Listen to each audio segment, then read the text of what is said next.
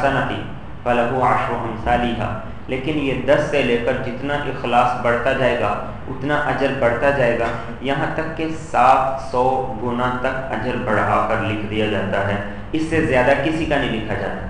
لیکن ارشاد فرمایا کہ روزہ ایسی چیز ہے جس کا اجر حساب کتاب کے ساتھ نہیں، اللہ بغیر حساب کتاب کے عطا کرتے ہیں، اس لیے کہ اس میں ریاکاری کا شائبہ نہیں۔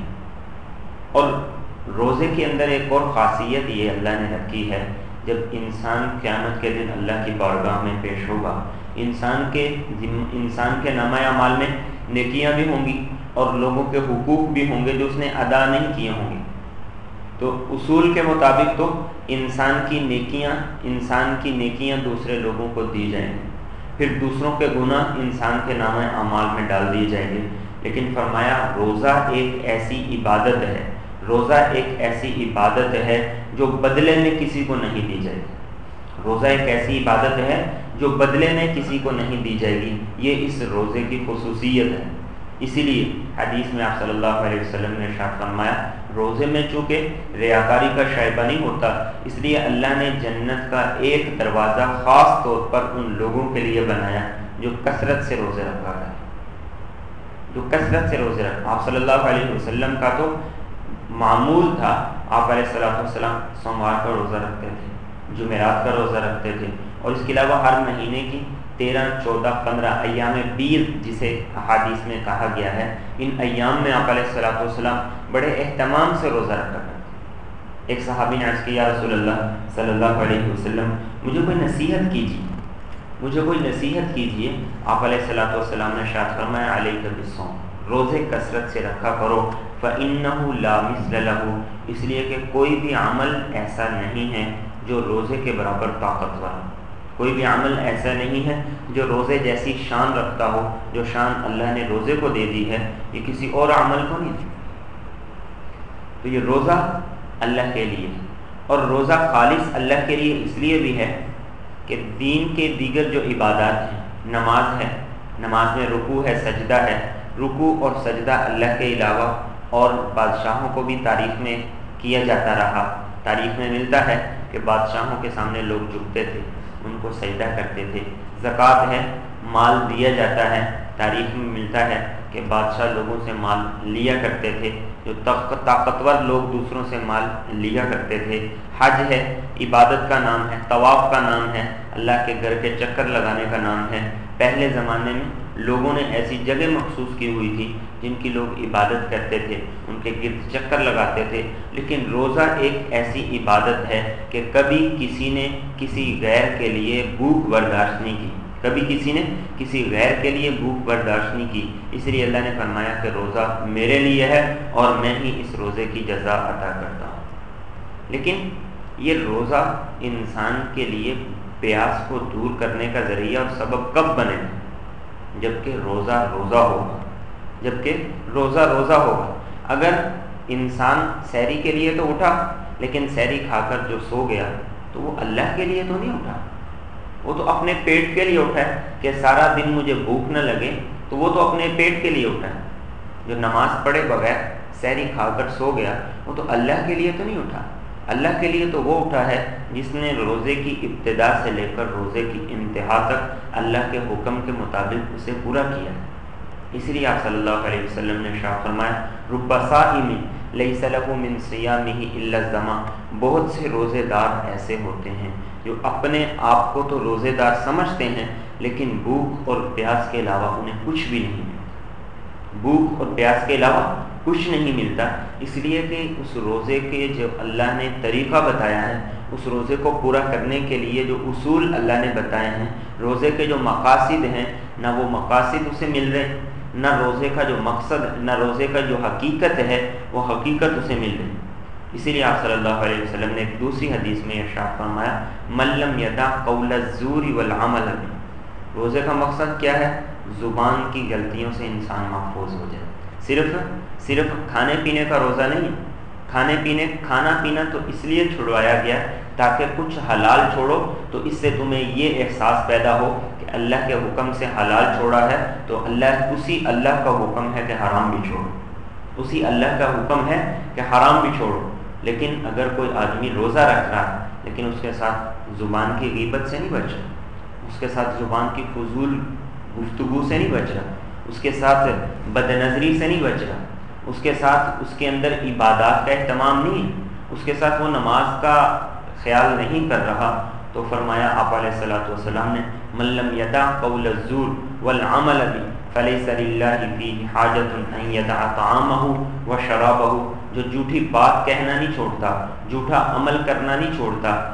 بدکاری سے نہیں بچتا، تو فرمایا اللہ کو کوئی ضرورت نہیں ہے کہ ایسا آدمی بھوکا یا پیاسا رہے،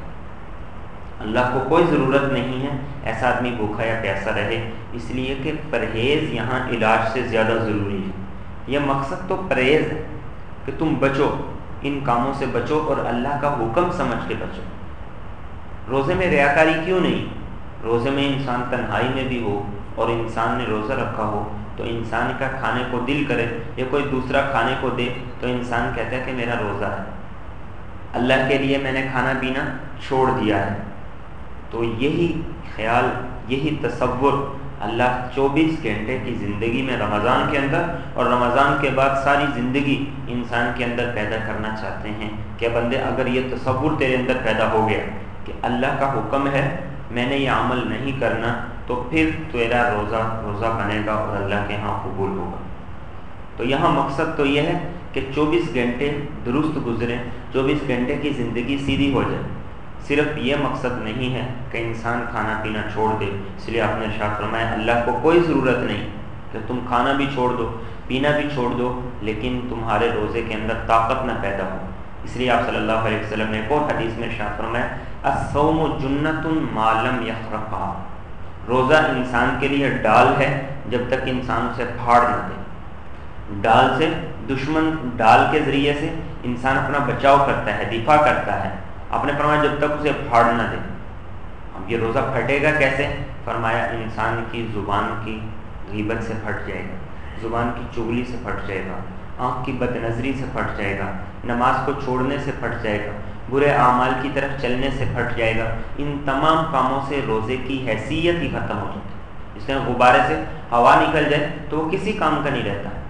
اسی طرح جب روزے سے انسان نماز نہ پڑھے، روزے کے حقوق کا خیال نہ رکھے تو وہ روزہ پھٹ جاتا ہے، انسان کے کسی کام کا نہیں رہتا۔ اسی لیے حدیث میں آپ علیہ الصلوۃ والسلام نے ارشاد فرمایا الصیام جنہ، روزہ ڈال ہے، فاذا کان یوم صوم احدکم، جب کوئی روزہ رکھ رہا ہو فلا یرفث ولا یسخب، زبان سے بھی لایانی نہ کرے، فضول گفتگو نہ کرے، کسی سے جھگڑا بھی نہ کرے۔ فإن صابہ احد، اگلی بات ارشاد فرمائی اگر کوئی دوسرا اس سے جھگڑا کرے، او قاتلہ، یا اس سے جھگڑے کی کوشش کرے، فلیقل انی امرؤ صائم، اسے یہ کہتے میں نے تو روزہ رکھا ہے، میں نے تو روزہ رکھا ہے، میں نہ لڑ سکتا ہوں نہ جھگڑ سکتا ہوں، نہ میری زبان سے کوئی فضول گفتگو نکل سکتی ہے۔ تو اس لیے روزے کو روزہ بنا کر جب ہم چلیں گے تو پھر یہ روزہ میرے اور آپ کے لیے ڈال بنے گا، پھر یہ روزہ قیامت کے دن میرے اور آپ کی پیاس کی شدت میں کام آئے گا، پھر یہ روزہ اللہ کی رضا اور اس کی قبولیت کا سبب بنے گا۔ لیکن اگر ان باتوں کا خیال نہ رکھا گیا تو ایسا نہ ہو کہ سارا رمضان بھوک اور پیاس میں بھی گزار دیا لیکن فائدہ کچھ نہ ہو، حاصل کچھ نہ ہو۔ اور آپ علیہ الصلوۃ والسلام نے صحیح روزے کی آپ نے ارشاد فرمایا یہ خوبی ہے کہ ایک رمضان کے جب آدمی روزے رکھتا ہے تو پچھلے رمضان سے اس رمضان تک درمیان میں جتنے گناہ ہوئے اللہ معاف کر دیتے ہیں، پچھلے رمضان سے لے کر اس رمضان تک درمیان میں جتنے گناہ ہوئے اللہ معاف کر دیتے ہیں۔ تو یہ تو اب اللہ کی طرف سے تو دروازے کھل گئے، وضو کرو وضو سے گناہ معاف، نماز پڑھو نماز سے گناہ معاف، میٹھی بات زبان سے نکلے اس سے گناہ معاف، روزہ رکھ لو اس سے گناہ معاف، صدقہ دے دو اس سے گناہ معاف، زکوٰۃ دے دو اس سے گناہ معاف، ہر قدم پر انسان کے گناہ معاف ہو رہے ہیں۔ پھر بھی کوئی انسان اللہ کی نعمت سے محروم ہو جائے، پھر بھی کوئی انسان برے اعمال کرے اور پھر بھی کوئی انسان جہنم میں چلا جائے، یہ تو زبردستی جہنم میں جانے والی بات ہے، زبردستی جہنم میں جانے والی بات ہے۔ اللہ تو ہر قدم پر ہر عمل پر گناہ معاف کر، لیکن ہم کہتے ہیں کہ ہم زبردستی جہنم میں چلے جائیں۔ تو اس لیے یہ روزہ اس وقت روزہ بنے گا جب صبح سے لے کر شام تک اور شام کے علاوہ ساری ساری زندگی یہ ایک مشق ہے، روزہ ایک مشق ہے، ساری زندگی ہم اس مشق کریں، ساری زندگی یہ استحضار اپنے اندر پیدا کر لیں کہ میں نے اللہ کے لیے سب کچھ چھوڑ دیا ہے۔ جو اللہ کے لیے چھوڑ دیتا ہے اللہ اس کو دنیا میں بھی دیتا ہے، آخرت میں بھی دیتا ہے۔ جو اللہ کو چھوڑ دیتا ہے اللہ اسے چھوڑ دیتا ہے، اور آخرت میں اس آدمی کا نہ کوئی یار و مددگار ہوگا اور نہ ہی کوئی اس آدمی کا سفارشی ہوگا۔ تو آپ نے ارشاد فرمایا میں نے خواب دیکھا، اس میں ایک آدمی کو میدان محشر کے اندر پیاس کی شدت سے نہ ڈال دیکھا، لیکن رمضان کا روزہ اس کے لیے کام آیا اور اس نے اس 50,000 سال کے دن میں اسے پیاس کی شدت سے بچا لیا۔ اللہ رب العزت مجھے اور آپ کو صحیح فہم اور عمل کی توفیق عطا فرمائے۔ اللهم يا سامع الصوت ويا سابق الفوت ويا كاسي العظام لحما بعد الموت صل على نبينا وحبيبنا وشفيعنا أفضل صلوات بعدد معلوماتك اللهم اكفنا بحلالك عن حرامك وأغننا من فضلك عمن سواك اللهم أرنا الحق حقا وارزقنا اتباعه وأرنا الباطل باطلا وارزقنا اجتنابه اللهم إنا نعوذ برضاك من سخطك وبمعافاتك من عقوبتك وبك منك لا نحصي ثناء عليك أنت كما أثنيت على نفسك صلى الله على النبي الكريم وعلى آله وأصحابه أجمعين برحمتك يا رب۔ Facebook. I know you would love to connect with Islam to focus. Link is given for your ease. Get connected. Jazakallah.